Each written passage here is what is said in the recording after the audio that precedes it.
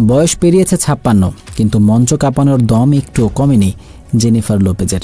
25 জুলাই পোল্যান্ডের ওয়ারশোতে কনসার্ট চলাকালে হঠাৎ ঘটে গেল এক অপ্রত্যাশিত ঘটনা। পারফরমেন্সের মাঝপথেই খুলে পড়ে যায় তার ঝকমকে স্কার্ট। তবে পেশাদার শিল্পীর মতোই বিষয়টি সামাল দেন লোপেজ। বিন্দু মাত্র বিচলিত না হয়ে মুহূর্তটি রঙিন করে তোলেন দর্শকদের জন্য।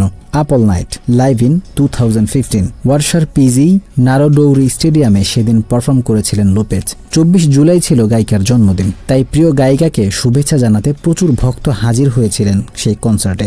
ভক্তদের ধন্যবাদ জানানোর সময় হঠাৎ তার স্কার্ট খুলে মঞ্চে পড়ে যায়। ঘটনাটি ধরা পড়ে তার ইউটিউব চ্যানেল ও ভক্তদের ইনস্টাগ্রাম পোস্টে।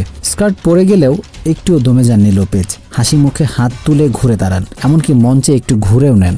আমি এখন মঞ্চে শুধু অন্তর্বাস পরে দাঁড়িয়ে আছি, মজা করে বললেন তিনি। যখন একজন নৃত্যশিল্পী স্কার্টটি তুলে আবার পরিয়ে দেওয়ার চেষ্টা করেছিলেন, এরপর নিজেই হেসে বললেন, ভাগ্যিস কস্টিউমটা ভালোভাবে সেলাই করা ছিল, আর ভাগ্যিস আমি অন্তর্বাস পরেছিলাম। আমি সাধারণত এগুলো পড়ি না। কনসার্টটি দর্শকদের দিকে ছুড়ে দিলেন লোপেজ এবং বললেন, তোমরাই রেখে দাও, এটা আর আমি চাই না। ঘটনার পর সোশ্যাল মিডিয়ায় ভক্তরা প্রশংসায় ভাসিয়ে দিলেন লোপেজকে। কেউ লেখেন, একেবারে দারুণ, একেবারে পেশাদারির সঙ্গে সামাল দিয়েছেন তিনি। আরেকজন মন্তব্য করলেন, জীবন এতটাই ছোট, হাসতে শিখুন। 24 জুলাই নিজের জন্মদিন উদযাপন করেন জেনিফার লোপেজ।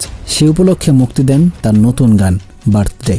কনসার্ট চলাকালে মঞ্চেই বিশাল 3 স্তরের একটি কেক দিয়ে তাকে শুভেচ্ছা জানানো হয় সহশিল্পী ও নৃত্যশিল্পীরা। জন্মদিনের এক আনতালিয়াতে নিজের মেকআপহীন একটি ছবি ও কিছু ভিডিও শেয়ার করেন লোপেজ। ক্যাপশনে লেখেন, তোমরা সবাই আমার জীবনের উপহার, এত ভালোবাসা ও শুভকামনার জন্য অসংখ্য ধন্যবাদ।